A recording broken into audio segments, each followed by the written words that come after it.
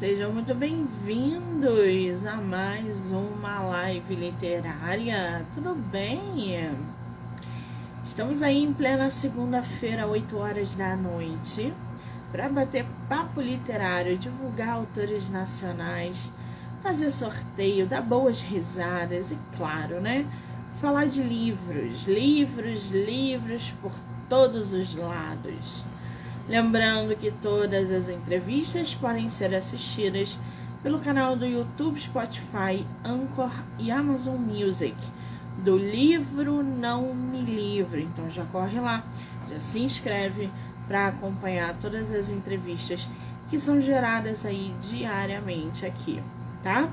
O pessoal que está aí entrando, sejam muito bem-vindos.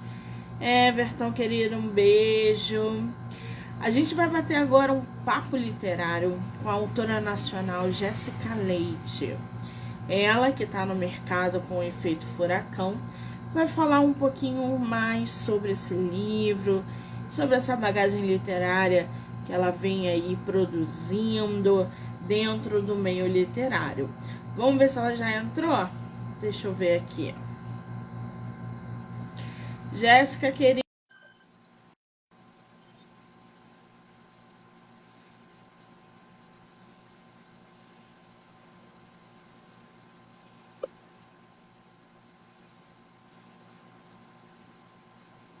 Olá.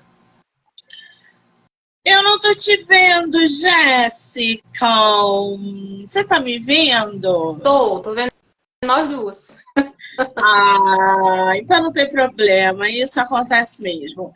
O Instagram tá com um bugzinho aí que eles não têm consertado, não sei porquê, mas quando a nossa live acabar, nós duas vamos aparecer, tá? Tá certo.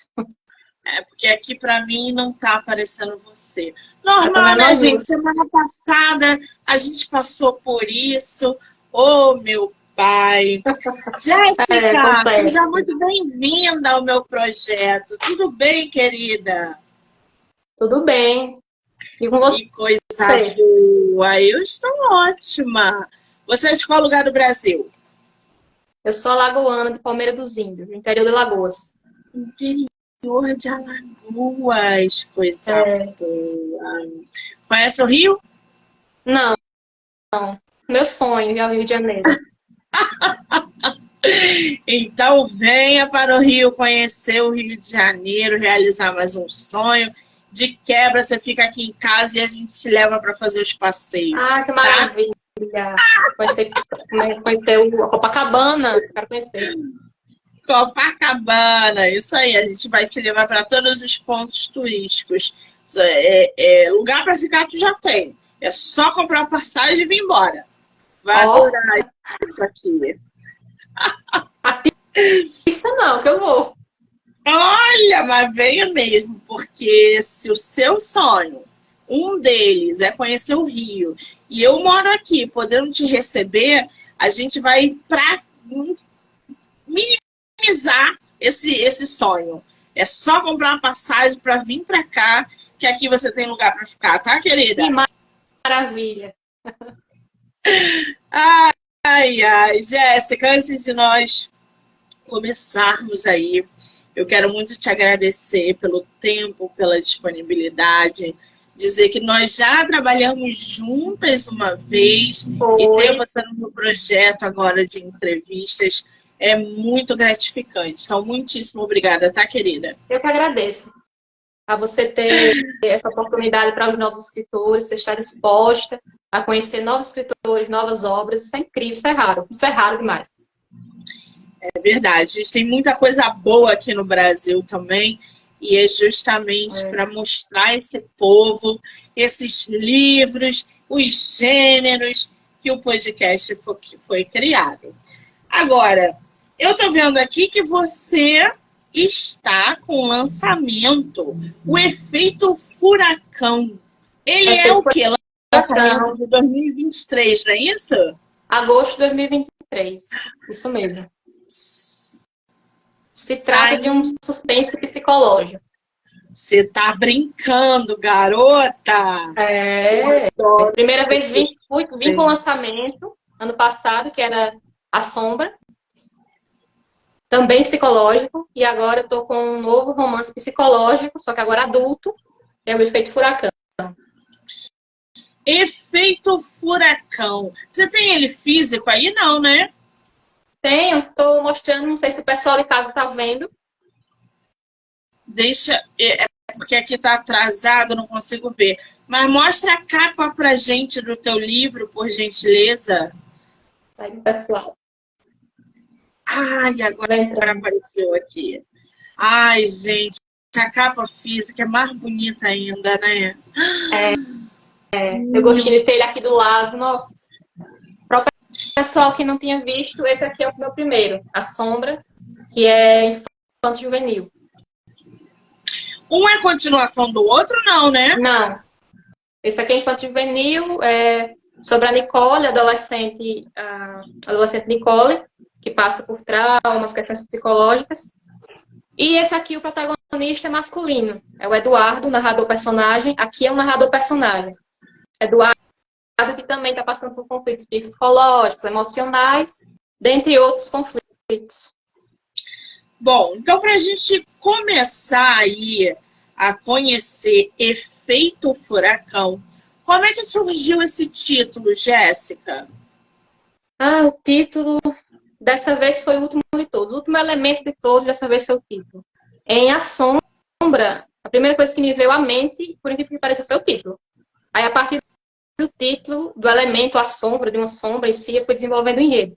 Agora, em Efeito Furacão, eu escrevi, quando terminou, eu digo, agora, e agora o título. É claro que durante o processo eu fui anotando alguns possíveis títulos, mas eu olhava e dizia, não, para história não, ainda não dá, para narrativa não dá, tá fraco, aí eu ia para outro, aí perguntava, pedia opinião de um, de outro, e aí, e agora, aí de repente eu pensei, bom, no que o personagem se envolve, o que acarreta a vida dele, tudo que acontece. Tendo em nome que quem vai se relacionar com ele tem um nome sugestivo também, né? Que é Katrina, a mulher com quem ele se envolve extraconjugalmente. Katrina, né? Um furacão. Aí eu, Aí surgiu pensando no que causou, acarretou a vida dele, aí eu disse um efeito furacão, viu? Foi um efeito furacão, vai ficar efeito furacão. muito bem. Para a gente conhecer aí um pouco mais sobre a história, a sinopse diz o seguinte: casado e pai de 2 filhos, um homem sério, simplório e desmotivado com seu futuro, Eduardo Souza, trabalha em uma empresa de seguros, mas desde a juventude é aspirante a escritor, tendo fracassado na tentativa de desenvolver seu primeiro romance. Nossa, que carga emocional no Eduardo, hein? Ô, Jéssica, fala pra gente, quem é o Eduardo na tua história? É o narrador-personagem, primeira pessoa e narrador-personagem, então todo conflito está na mente dele e tudo que se tem alcance na história está com o que ele está, o que está ao redor dele. Eu procuro muito o interior dele, de todos os meus personagens, seja nos 2 romances e em contos que eu já escrevi também, poesia, sempre o interior. O psicológico, o emocional, o que é de mais profundo da nossa psique. Eu procuro, tento trazer, mas é difícil, às vezes é tão complexo. A gente pode pensar, fulano é uma pessoa emotiva, fulana é sensível, mas quando vai trazer isso à tona, a gente se assombra com o que pode vir da nossa psique, e ainda mais construindo de outro personagem, de um personagem. E aí, o que eu não consegui em A Sombra, com a Nicole, eu trouxe para o Eduardo, por ele ser adulto, seria, vamos dizer assim, mais suportável para esse personagem.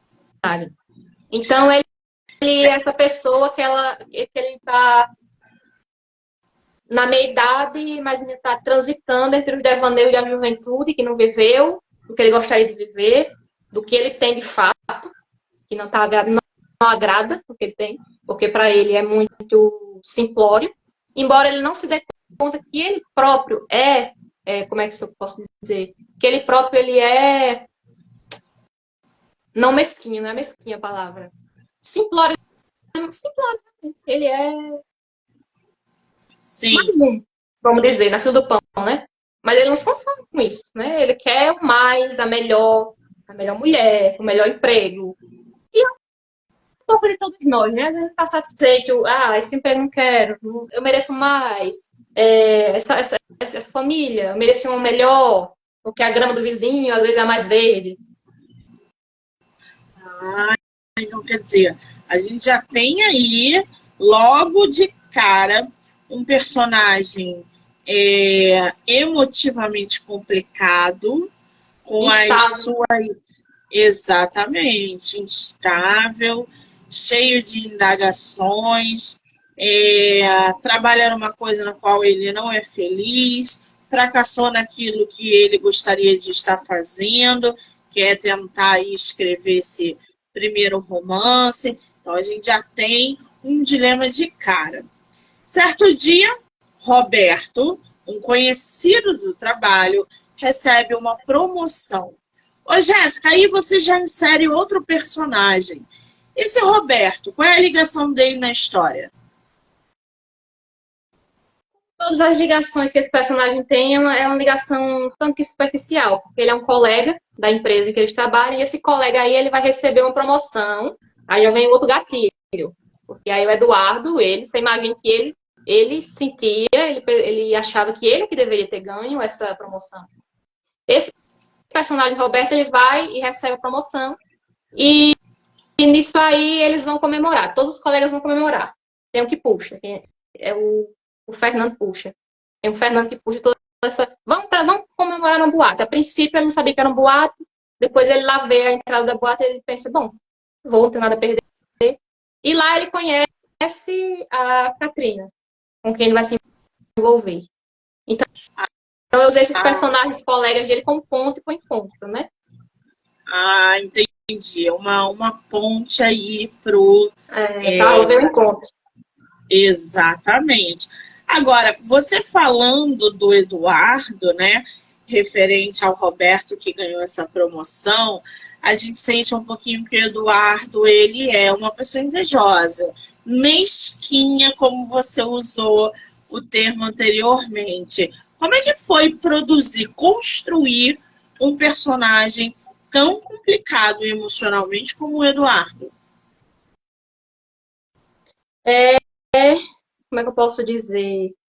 Reconhecê-lo em observar outras pessoas, observar a mim mesma, observar a natureza. Eu tentei ao máximo a natureza humana na realidade, assim, na franqueza. Eu nunca quis um protagonista perfeito. Quem lê meus romances, meus contos, vão ver que esses meus protagonistas eles não têm nada de perfeição, nada daquela coisa do romantismo que vai levar nossa, como essa pessoa é sublime. Se pega Nicole, A Sombra, meu primeiro romance, é uma menina cheia de problemas, é uma menina inquieta, é uma menina indagadora. Ela poderia ser filha do Eduardo, mas não é. E o Eduardo é isso. Eu tentei trazer a mais pura natureza humana para esse personagem. Sim. Tudo que a gente tem. É a vontade de amar, a vontade de amar, mas não consegue amar, não ama quem deveria amar, quer amar quem não consegue, quem não quer, desejo que os outros têm, realmente, ele tem muito disso. Mas tem os outros questionamentos da terra narrativa em que ele vai comparar e se perguntar de algumas injustiças para tentar justificar a inveja dele. E nesse ponto a gente alguns leitores podem ter não é dó, mas uma empatia, uma simpatia, assim, por o questionamento dele que vão vir ao longo da narrativa, né? Eu quero fazer com que os leitores pensem isso. De certo modo, ele tem razão de pensar que é uma injustiça. Ter algumas pessoas em tal posição e ele ser tão mais inteligente não está. Entendi. O problema do Eduardo, então, é a autoestima, né?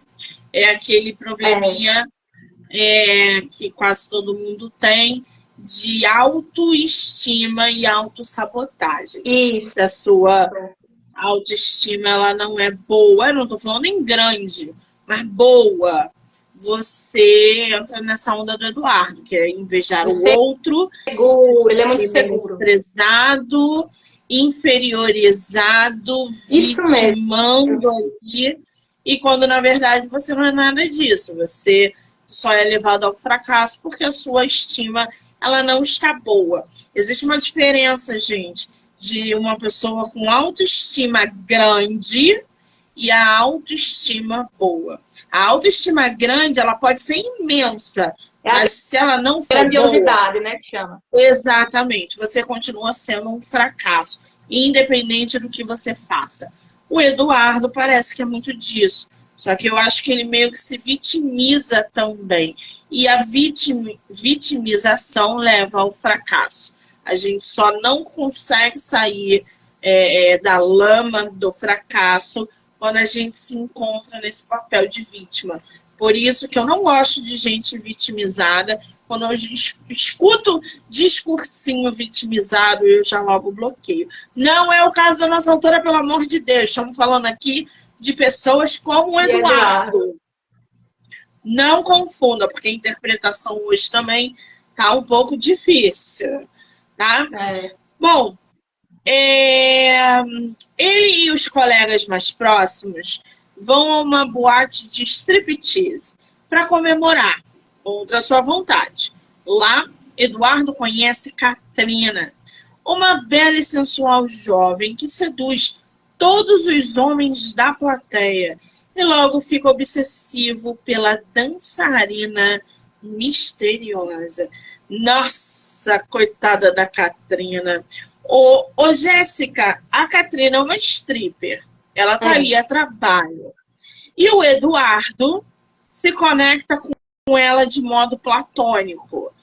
Você inseriu na história, quando você fala que ele fica obsessivo por ela, você inseriu ali algum tipo de abuso sexual, físico ou emocional entre os personagens?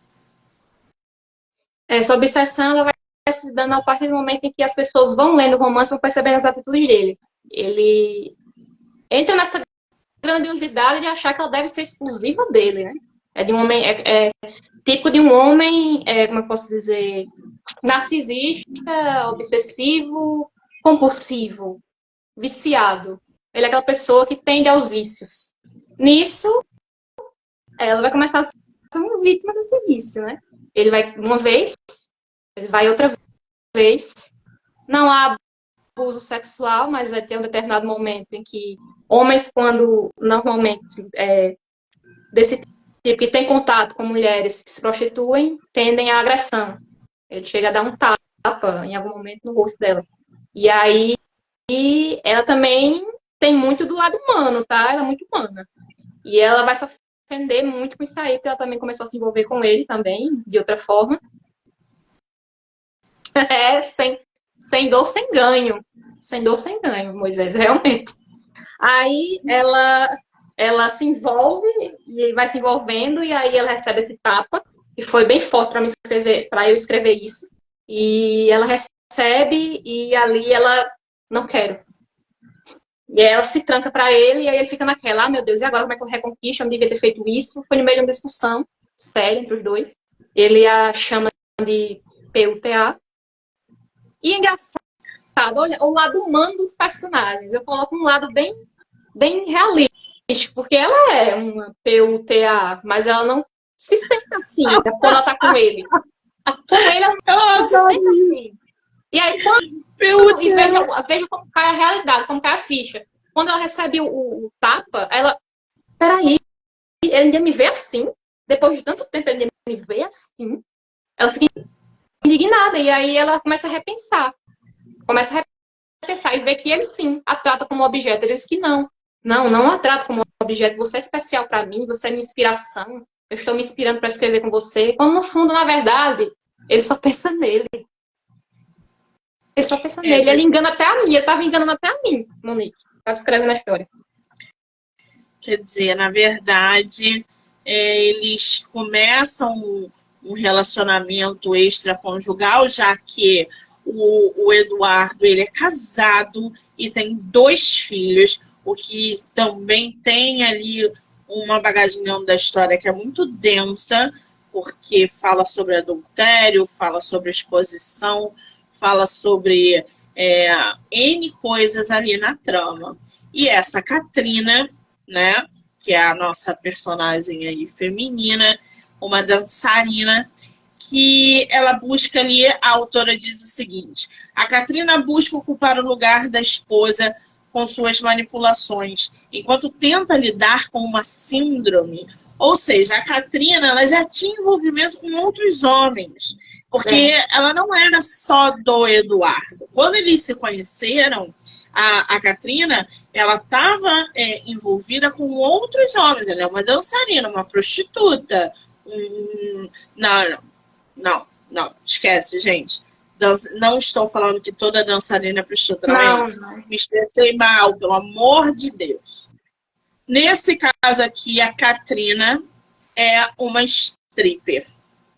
E dentro da profissão dela, ela precisa dançar para ganhar dinheiro. Foi isso que eu quis dizer. Desculpa as pessoas que usam a dança como arte para se... Não, nada a ver.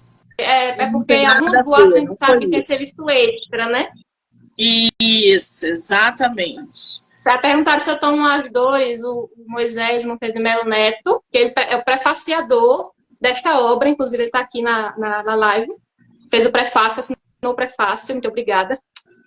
E ele é escritor pernambucano.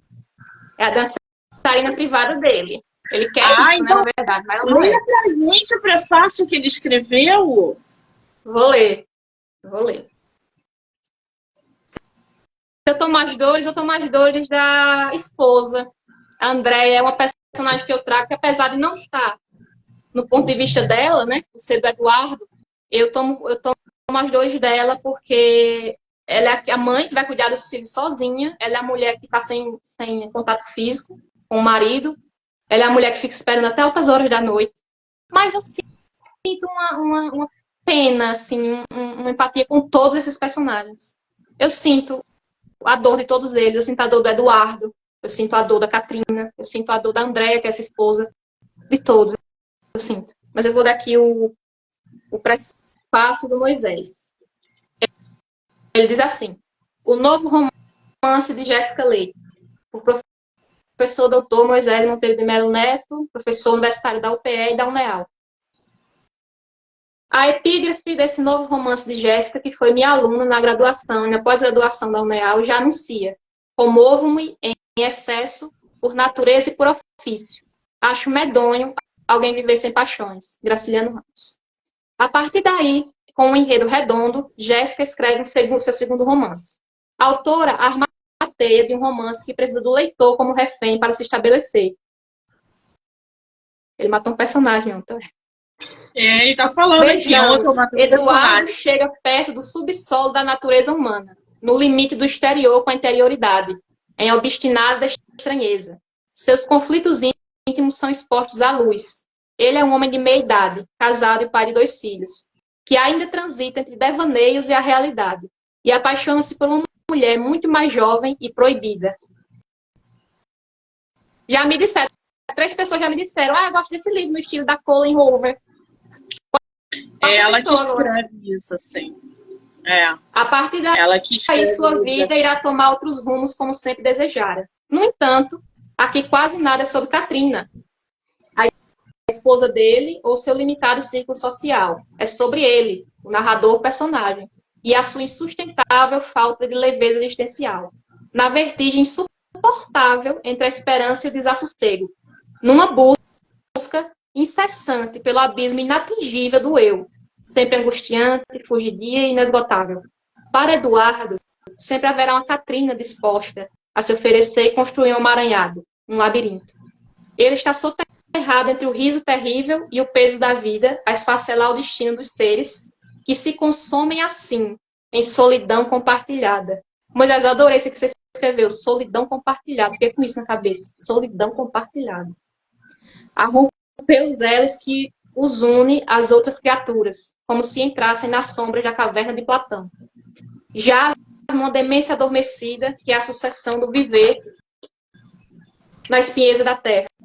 Recessos de angústia num elan fantasmal, em viagem contra corrente, que conduz ao estranhamento na volúpia da escureza, tentando capturar a vida recôndita, que não gosta de se exibir. Esse romance é sobre o que não podemos alcançar com nossas mãos, mas que forçamos a alma a atingir. Talvez seja o maior conflito do Eduardo. Sentir demais, esperar demais da vida, das pessoas. E ao final do dia resta a frustração. Efeito Furacão é um livro cheio de vigor. Jéssica também é atriz. E parece que os diálogos vêm recheados com suas experiências de palco. Algo de Nelson Rodrigues e em outros autores que ela interpretou, como a vulnerável Luísa, do romance Caetés. Nossa, o Moisés arrebentando lança o leitor num clima de tensão que o leva a uma espécie de estranha empatia. A solidão é insuportável, de modo que, por mais que existam pessoas próximas a mim, eu permaneço incompleto. É a dor de existir que paira, alastrando-se a cada dia como as chamas incontroláveis de um terrível incêndio. Sei que há pouco tempo alguém deu um sabor especial em tudo que estava intragável. Era uma jovem. Desconheço o seu nome. Parece que foi há muitos anos que a conheci. Não sei como encontrá-la. E parece que sua ausência vai acabar comigo, pouco a pouco. É inevitável que algumas pessoas nos atravessem nessa vida, ainda que tentemos evitar esses encontros desajustados e, por vezes, arrebatadores. A autora parece querer capturar a turbilhante da penúria humana num eu geracional nervoso, onde o texto romanesco se interioriza num transitivo caminhar. Parece que, para a autora, escrever o que a mão inspira, ela se embrena um desejo de captar um real que não se esgota nas tensões da identidade. Na presença paranoica, longe do grande guarda-chuva tinhoso do comedimento sem propósito. Suas possíveis influências, ela indica não as transparecer. Caminha sobre o que nos faz pensar nas ruínas de uma modernidade tardia, muito além de imitação e verossimilhança das antigas teorias. Esbarra no lacaniano, pensar que até o inconsciente se estrutura como linguagem, quando a mundividência da autora parece se dirigir aos jovens. Ela segue os rastros de suas ideias sobre uma personagem, principalmente uma feminina, e expõe seu olhar feminino e oblíquo. Acabou? Acabou. O prefácio. O Moisés fez aí um prefácio muito bonito, bem denso, né? Eu gostei bastante. Parabéns, tá, Moisés? Te persegue. Agora, Jéssica, me diz uma coisa. Já tem até uma pergunta aqui que eu ia fazer e a pessoa já fez. Se esse livro é volume único, ele tem sequência? Ele não pretende dar uma sequência esse romance, porque eu acho que eu esgotei o que eu tinha. Essa questão do eu. Abraço. Essa questão que eu tinha do eu acho que eu esgotei nesse primeiro livro, do que eu queria falar sobre a natureza humana, selvagem. É bem erótica. Tudo tá Você menciona aqui, Jéssica, uma síndrome. Que síndrome é essa? Ou é spoiler? Spoiler.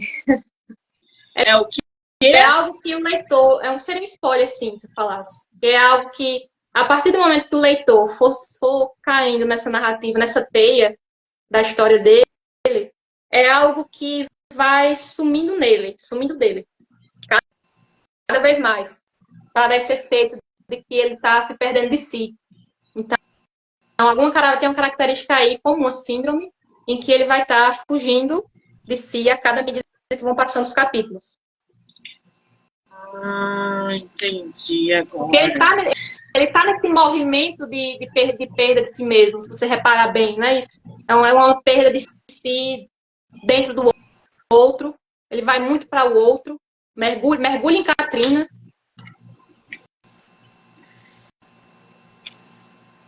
Entendi. Provavelmente essa síndrome a autora não desenvolveu durante a trama. Deve ter feito referências, né, Jéssica? Mas o Eduardo, por si só, já é um personagem muito complicado, gente. Muito ele vai ter essa síndrome que vai dar o desfecho para a história. Ah, entendi. Bom, eu tô vendo aqui que você, Jéssica, é formada em letras. Olha que coisa boa. Você acha que essa sua formação dentro desse curso te ajuda direto ou indiretamente na produção das tuas histórias? Ou você acha que isso não tem nada a ver? Indiretamente, porque eu declarei, vamos dizer, o universo. Quando eu tinha 12 anos, que eu ia ser escritora. E ali eu estava na sexta série, que eu tinha a sexta série, né? E aí eu fui leitora, eu sou leitora desde os 8 anos, passei minha adolescência lendo, juventude, a primeira fase, e entrei no curso de letras, ajuda indiretamente, sim.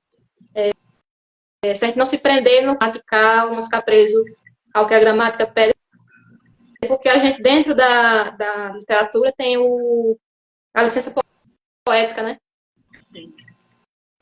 É, uma coisa puxa a outra, né? Uma coisa vai levando a outra. Mas o que é bem comum. Quem quiser começar a escrever, não se prenda achando que vai ser definitivo. Se você tiver letras, você vai... Não, o que define uma pessoa ser um bom escritor é ser um bom leitor. Por isso que nós temos grandes exemplos. Os grandes escritores aí não eram formados em letras, nem todos. A maioria não era. Você pegar o Graciliano Ramos, ele não tinha nem formação superior, né? Era jornalista. Se você vai, político também, né? Se você vai para outros, a maioria eram jornalistas, outros formados em Direito. Ariano Suassuna é formado em Direito. Exatamente. Não é o curso de letras que faz você um escritor ou uma escritora. Isso não tem nada a ver. Letras é por afinidade. Agora, Jéssica, o seu outro livro, A Sombra, que foi publicado em 2021, ele fala sobre o quê? Suspense psicológico também. Ele não tem a questão do suspense policial no meio da narrativa. Ele fala sobre as angústias também de uma garota que está ingressando na universidade e é uma pessoa, foi uma menina que sofreu traumas e que ela não sabia que eram esses traumas que estavam dificultando os seus relacionamentos. Era aquela menina retraída, que tinha dificuldade de se expressar, de fazer teatro. E ela consegue ajuda, ela vê que é importante fazer terapia, tem a terapeuta como ajuda, e de repente, aí tem também um elemento fantástico na história, né? Por ser literatura infantil juvenil, vem uma ajuda inusitada de uma boneca que ela ganhou da avó, que ganha vida, né? Ela ganha vida durante a história para ajudar a Nicole. Por ser infantil juvenil, precisava desse elemento fantástico, né? Aqui a boneca. Eu inseri a boneca como... Da onde surgiu essa ideia da boneca? Eu tinha uma boneca, não vou dizer que é ficção não, tá? Mas eu tinha uma boneca, eu comecei a pensar sobre a história, eu só precisava de algum elemento fantástico. Qual menina, qual garota não ama aquelas bonecas de porcelana maravilhosas, lindas, né? Coincidentemente, Jéssica, eu estou lendo, coincidentemente, você falando da boneca, 13 bonecas aqui, ó. De uma autora nacional também, a boneca de porcelana. E essa ideia da boneca me assusta muito, porque eu nunca tive boneca assim. Eu tive Barbie. Agora, boneca assim, eu nunca tive de pano, nada disso. Poderia ter sido qualquer outra coisa, mas a Jéssica escolheu uma boneca. E aí isso remete à infância, A infância. E esses traumas vieram da infância. E na infância, quando a avó dela era viva, ela ganhou a boneca da avó e com um recado lindo e com os ensinamentos que ela recebia dessa avó. Então, é um símbolo. Na verdade, a boneca é um simbologismo do que houve de bom na infância, apesar de tudo de ruim que teve. Olha de que medo. interessante. A Manu tá aqui, morro de medo. Eu Gente, amo pra eu não boneca. dizer que eu nunca tive nada aterrorizante na infância, eu não sei se vocês lembram aquele Baby, que virou uma febre da Sim, família dinossauro. sim. Porque ele dormia do meu lado e ele ficava fluorescente no escuro. Ah, não, mas você beija demais, né? Eu tinha um baby imenso no lado da minha cama, que quando a luz se apagava, ele ficava com aquela cabeça horrível, fluorescente, acesa, assim, porque era fluorescente, não tinha como apagar aquilo. Eu Eu tinha dormia medo com um baby. do fofão. Tu lembra do fofão? Não, Achava estranho. fofão, eu sempre tive medo do fofão. Achava estranho. Sempre.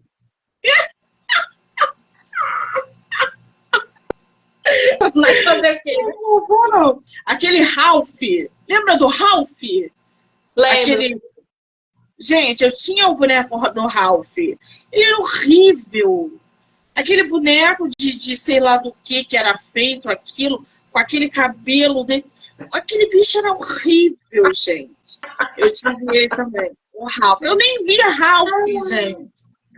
É muito surreal. Tem umas Ai, coisas assim na nossa infância que são muito surreais. Duvido que hoje em dia uma criança ia ter um baby daquele, mas não ia, ah, ia tinha lá não. tacar fogo. Tinha não. Ai, Era cada gente. brinquedo, né? Não é? Essa geração de hoje não conhece nada. A gente teve os melhores brinquedos, gente. Ai, Melhor que época. delícia. Melhor época.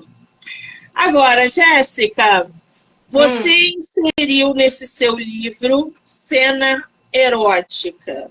Você inseriu nesse livro um personagem muito complicado. Com todo ele, o que você quer passar para os leitores através dessa trama? Que a vida é feita de escolhas e não tem como a gente escapar da solidão, às vezes. Que não tem como... que tem um limite para... tipo assim, existe um limite para a gente buscar as coisas. Que a gente deve prestar atenção aos sinais, de quando a gente deve parar com alguma obsessão. É até um recado para a gente se cuidar psicologicamente, para a gente analisar se a gente não está sendo narcisista ou presunçoso com as demais pessoas, se a gente não está machucando o outro, porque o Eduardo vai causar muito isso na esposa, e ele aparenta não tá muito...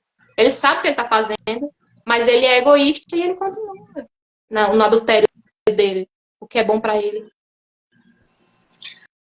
Pois é, essa personagem que é a esposa dele, eu tô vendo que ela não tem tanta evidência na história. Ela acompanha o Eduardo até o final da história. Qual é o papel dela dentro da trama? De coadjuvante. Assim, até como, de certo modo, a Katrina também. Porque ele... Como é que eu posso dizer? Ele tá narrado o personagem, tá tudo na visão dele, no foco dele. Então, todos, e para sinalizar ainda mais esse egoísmo dele, todo mundo se torna como não, todo mundo se torna coadjuvante e até figurante. Alguns são até figurantes dessa narrativa dele que está tão centrada na mente egoísta dele. O erotismo, ele entra não como foco, mas ele entra por conta das circunstâncias. Ele vai conhecer um garoto de programa. Então, em cada encontro, a gente pode esperar algo... nunca foi foco. Meu foco sempre foi a psique. Quando eu escrevo, é buscando a psique humana. Ah, entendi. Então, a gente pode esperar aí cenas hot, mas não é um foco. A autora acabou aí de falar que ela mexe muito mais com as outras coisas, né? O lado mais emocional e esse desequilíbrio do Eduardo. Agora, projetos para 2024, tem? Tenho sim. Conte pra gente, pode ou não? Quero me aventurar mais em contos. É o quê? Não entendi. Quero me aventurar mais nos contos. Talvez um livro de contos. Contos? Eu escrevo Antologias? avulso. Eu escrevo avulso, assim, para uma antologia. Eu estou participando de uma antologia agora, sobre teatro, eram com contos. Mas eu quero fazer meu próprio livro de contos. Meu próprio livro, uma reunião de contos para o próximo ano. E voltados para que os contos? Eu penso tanto em permanecer na esfera, mas sempre será psicológica, na esfera psicológica, quanto social. Eu pretendo escrever agora para mulheres, contos em que tenham personagens mulheres e o quanto é difícil ser mulher em diferentes situações. E aí vai entrar a psicologia, né, de cada perfil de mulher dessa, e o social, nosso papel social. Se a gente é dona de casa e cuida dos filhos, não, mas devia estar trabalhando. Ou se está trabalhando, não tem filhos e é solteira, não, essa pessoa já devia ter tido um filho, é mulher, nessa idade, não casou ainda, não tem filho. A gente sempre, sabe essa questão, a gente sempre ser julgada, sabe? Sim. Exatamente. A gente sempre tem que fazer alguma coisa como se fosse... Nada fosse o suficiente. Exatamente. É isso aí. Nossa, que bacana, hein? Aí Essa sua... essa ideia. A antologia que você está participando sai quando? Agora, final do ano? Sai ainda esse ano, esse mês. E para outubro. E você pode falar o nome dela ou não? Memórias de um espetáculo. Peraí. Teatro romântico. 2 pontos, Memórias de um espetáculo. E vai estar à venda onde? Vai estar na Amazon e na Wicaply. Algo assim. Na Wiclap.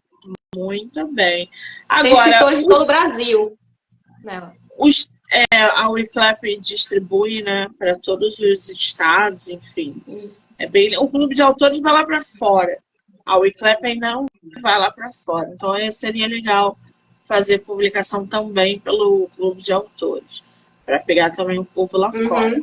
Agora, o Efeito Furacão, né, o seu livro, ele está à venda também aonde? Na Amazon?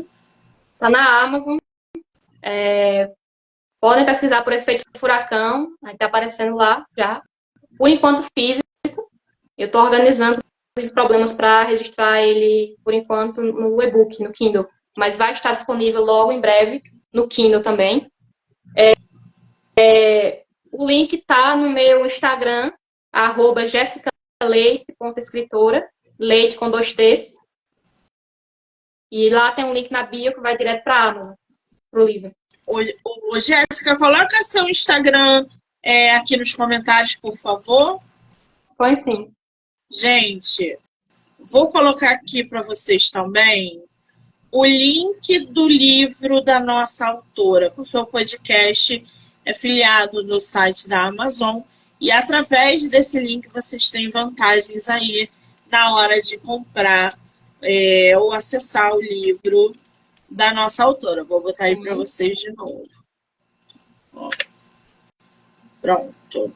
Então já clica lá para vocês conseguirem aí o exemplar de vocês.